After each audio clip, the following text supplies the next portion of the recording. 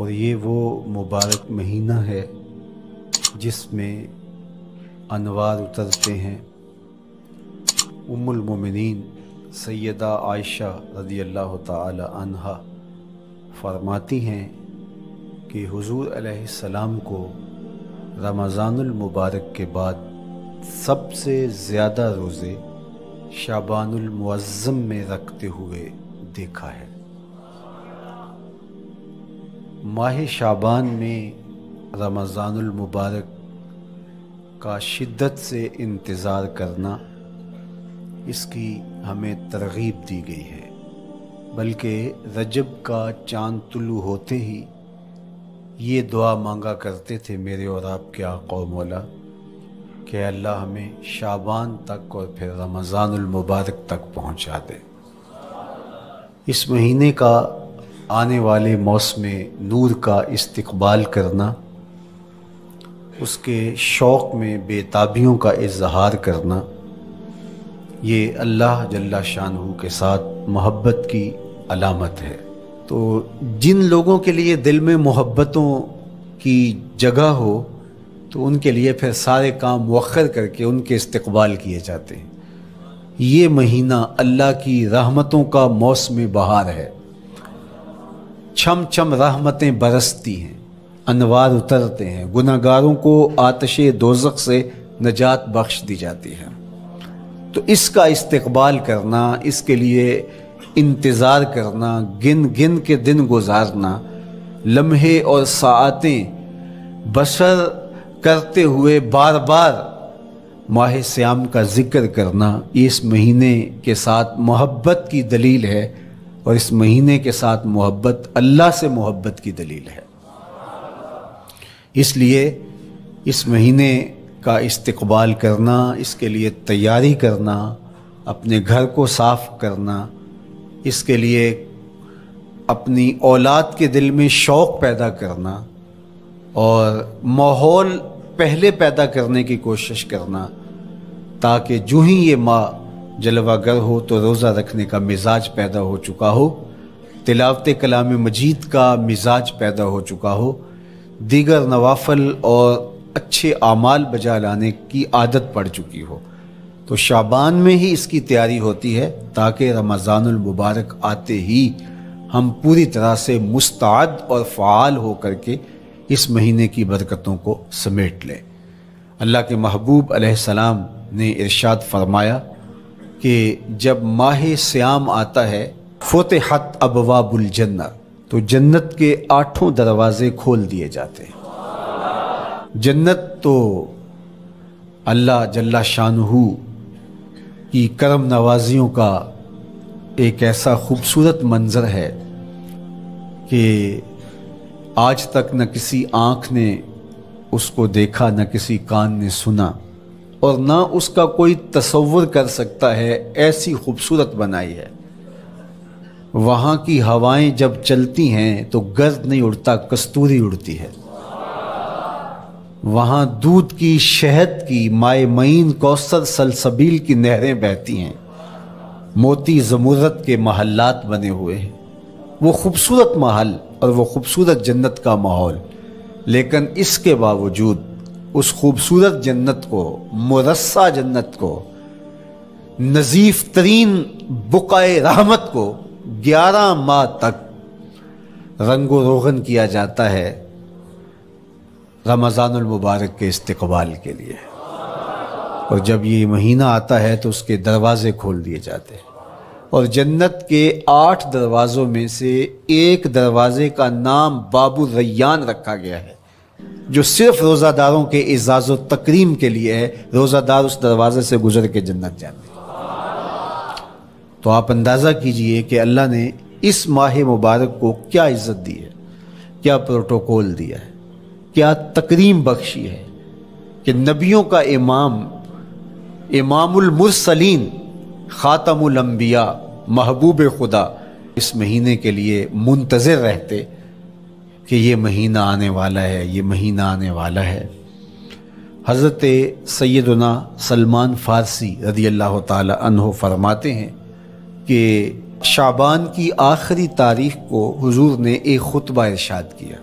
بعض उलमा ने कहा कि ये शाबान का आखिरी जुमा था, या हो सकता है कि आखिरी जुमा 29 शाबान को ही हो। तो रमज़ानुल मुबारक से क़बल हुजूर ने ये खुतबा इरशाद किया जो मुख्तलिफ़ कुतुब अहादीस में मौजूद है। या अय्युहन्नास, ऐ लोगो, कद अज़ल्लकुम शहरुन अज़ीम, अल्लाह ने तुम्हारे ऊपर एक बहुत पाकीज़ा पुरनूर आली मर्तबत महीना साया फिगन कर दिया है। शहरुन फ़ीहे लैलतुन खैरुम मिन अल्फ़ शहर, उस महीने में एक ऐसी रात है जो 1000 महीने से बेहतर है। जालल्लाहु सियामहु फरीदा व क़याम लैलतिन ततव्वुआ, उस महीने के दिन के रोज़े फ़र्ज़ करार दिए गए और रातों का क़याम नफल बनाया गया। तरावी की सूरत के अंदर रातों के क़याम का माहौल पैदा होता है, सलातुल लैल पढ़ी जाती है, नवाफिल पढ़े जाते हैं कसरत के साथ। ये उस महीने की शानें हैं, ये उस महीने की रौनकें हैं।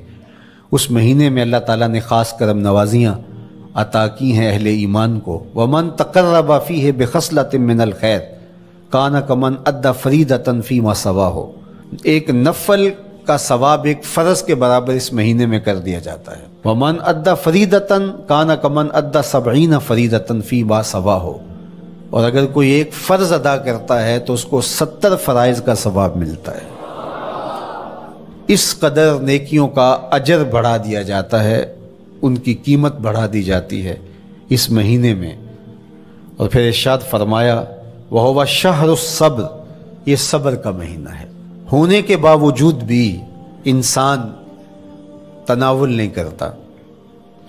ठंडा मीठा मशरूब मुयस्सर है और ज़ुबान कांटा बन गई, हल खुश्क हो गया, लेकिन इसके बावजूद भी एक घूंट हलक से नीचे उतारने का रवादार नहीं होता।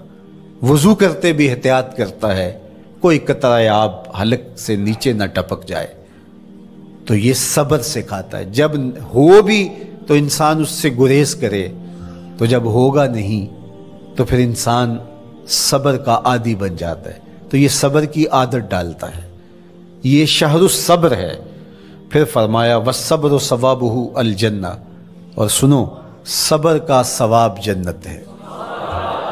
जो शख्स साबिर होता है उसका सिला जन्नत की सूरत में अता किया जाएगा। व शहरुल मवासात, और ये हमदर्दी का महीना है, बाहमी प्यार का महीना है, उल्फतें बांटने का महीना है, नरम दिली का महीना है, एक दूसरे के एहसास का महीना है। जब कोई शख्स भूख और प्यास काटता है तो उसको फिर महसूस होता है बिलखुसूस उमरा कि भूख क्या बला होती है, और जो नाने शबीना को तरसते हैं और जिन्हें खाना मुयस्सर नहीं आता उनकी ज़िंदगियाँ कितनी तल्ख होती हैं। तो भूख और प्यास एहसास पैदा करती है उन लोगों का कि जो अल्लाह की दी हुई नेमतों से महरूम हैं। तो इसलिए ये एक किस्म का रहम दिली का महीना है, प्यार बांटने का महीना है, ये उल्फतें तकसीम करने का महीना है। व शहरुन युज़ादु फ़ीहि रिज़्क़ुल मोमिन, और ये ऐसा मुबारक महीना है जिसमें मोमिन का रिज़्क़ बढ़ा दिया जाता है।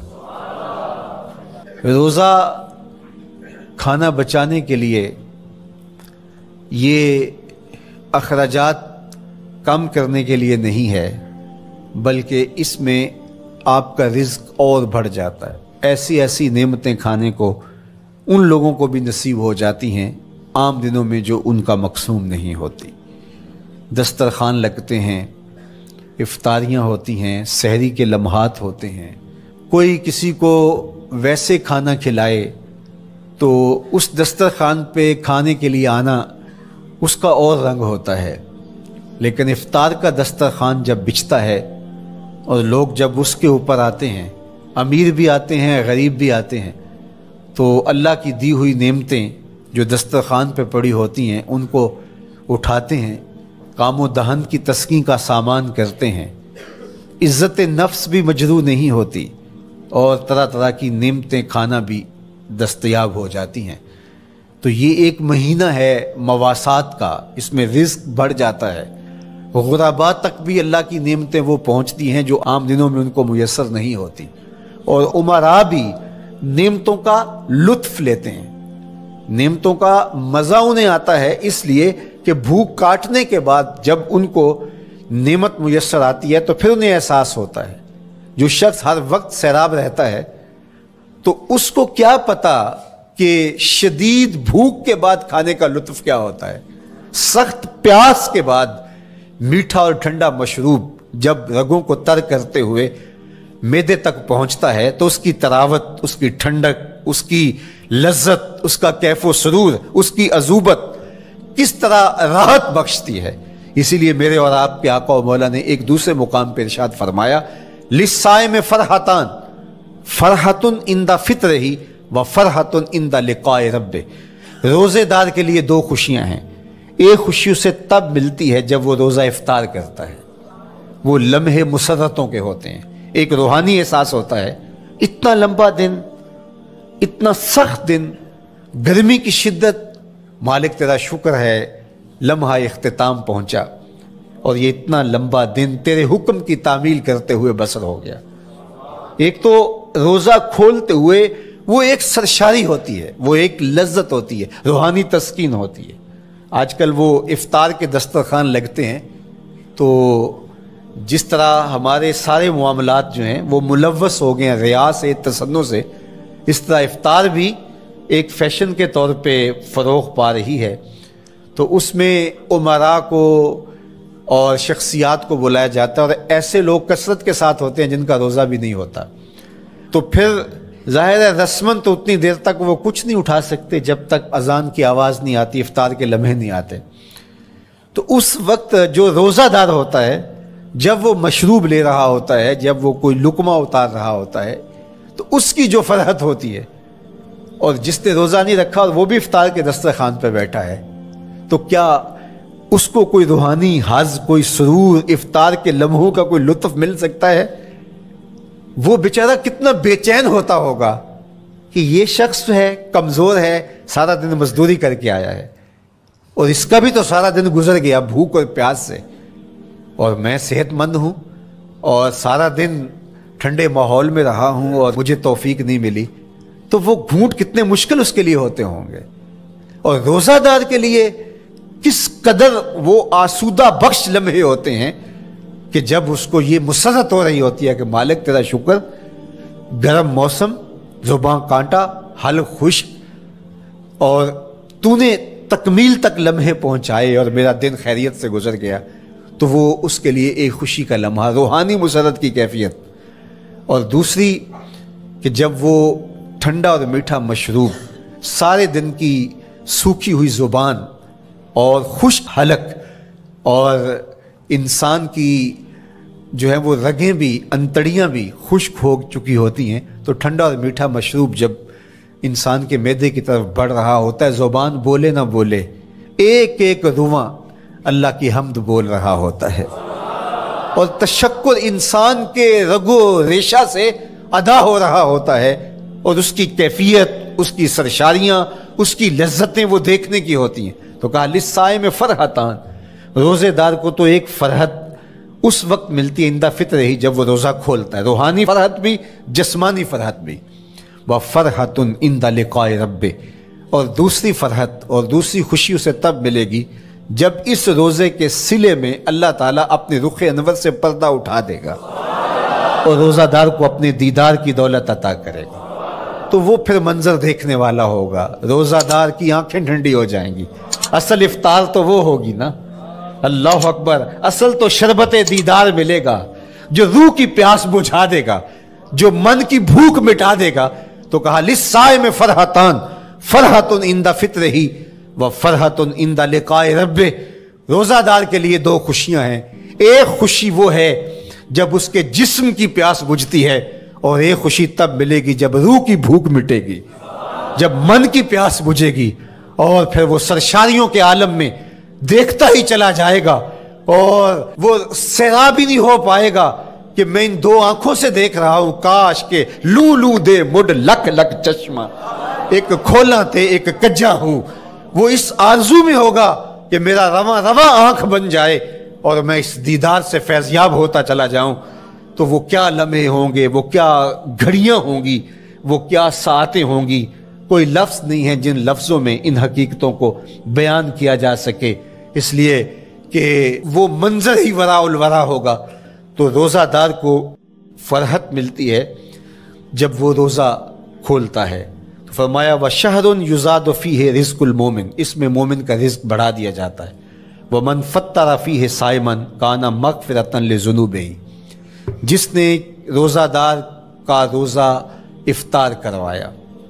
اللہ کے محبوب فرماتے ہیں کہ ایک تو خود روزہ رکھا، اور دوسری سعادت یہ ہے کہ ماہ صیام میں روزہ دار کا روزہ افطار کروایا۔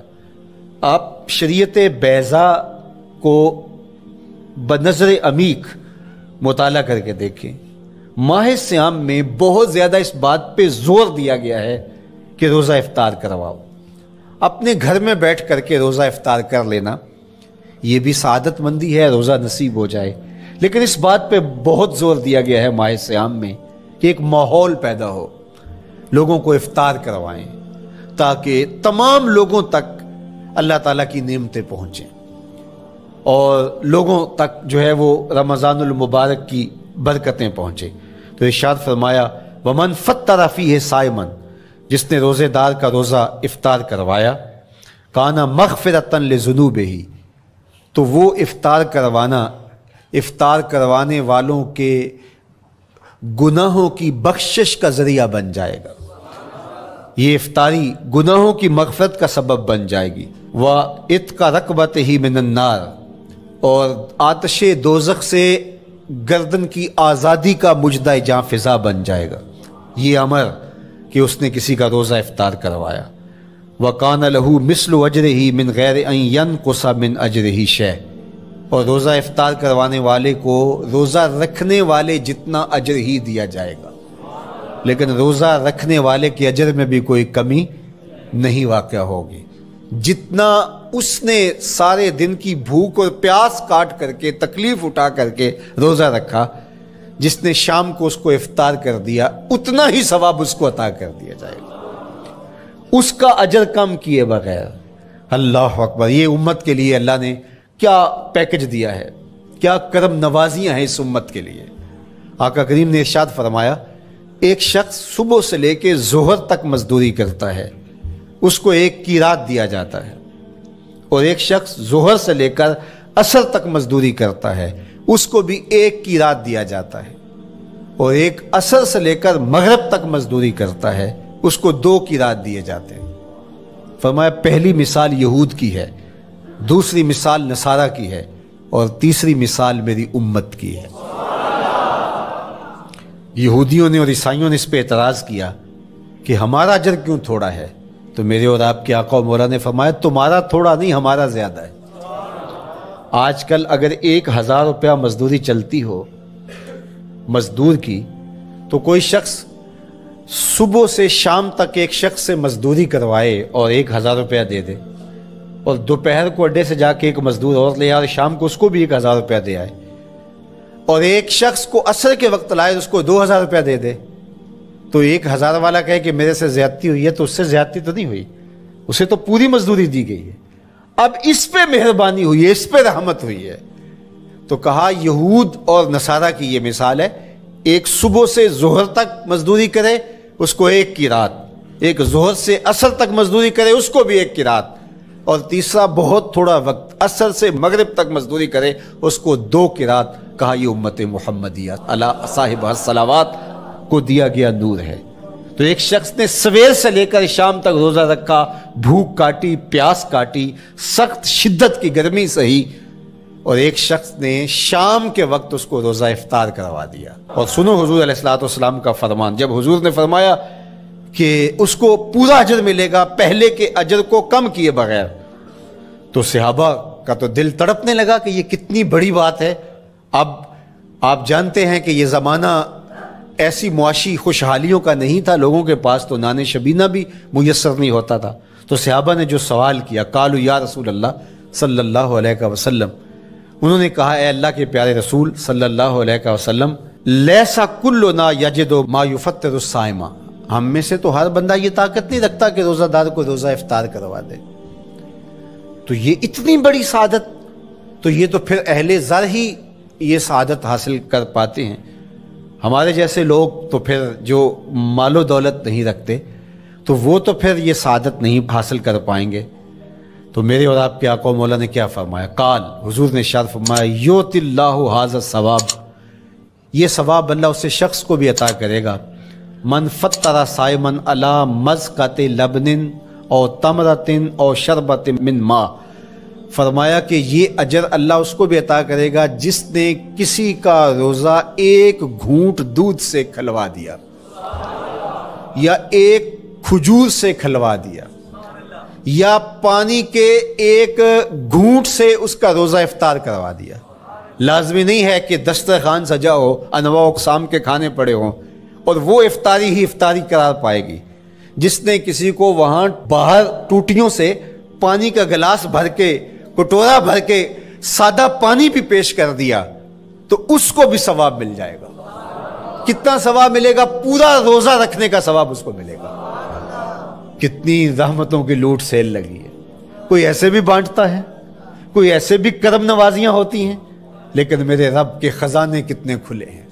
میں نے مدینہ المنورہ میں ایک شخص کو دیکھا کہ وہ روزے کے وقت وہاں سے ہی گلاس لیتا اور زمزم سے بھرتا اور روزہ داروں کے آگے رکھتا چلا جاتا، اور روزانہ اس کا یہ عمل ہوتا. نماز عصر کے بعد شروع ہوتا، جتنی اس کی پہنچ ہوتی ہر ایک کے آگے رکھتا چلا جاتا.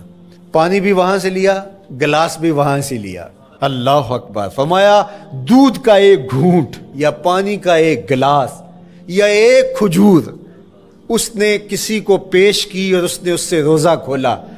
اللہ کے محبوب فرماتے ہیں پہلے کے اجر میں بغیر کسی کمی کے اس کو پورا ثواب روزے کا نصیب ہوگا.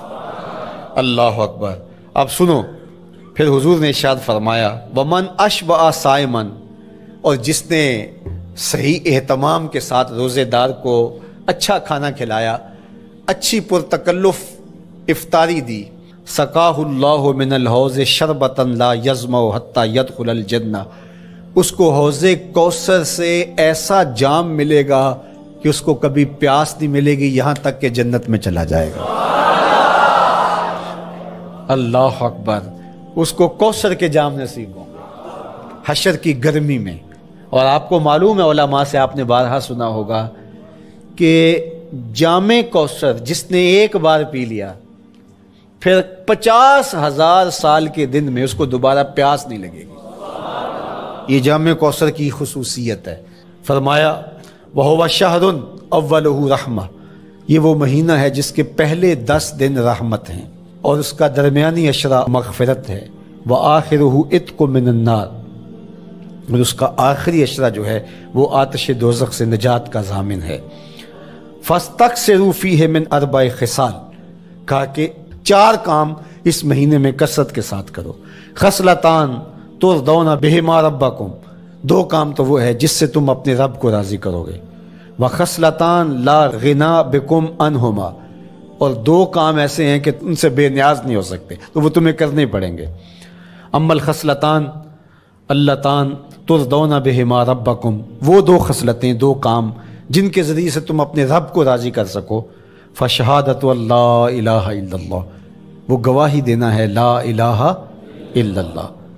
وتستغفرونہ، اور تم کثرت سے استغفار کرو، اللہ سے بخشش مانگو. یہ 2 کام تم نے کرنے ہیں. وَأَمَّا الْخَصْلَتَانِ اللَّتَانِ لَا غِنَىٰ بِكُمْ عَنْهُمَا، اور وہ چیزیں جن کے بغیر تمہیں چارہ نہیں ہے. فَتَسْأَلُونَ الْجَنَّةَ وَتَعُوذُونَ مِنَ النَّارِ، اللہ سے جنت طلب کرو اور دوزخ سے پناہ مانگو. تو یہ 2 کام جو تمہاری ضرورت ہے تم اس مہینے میں کثرت کے ساتھ کرو. تو یہ مہینہ رحمتوں کی لوٹ سیل کا مہینہ ہے، یہ کرم نوازیوں کی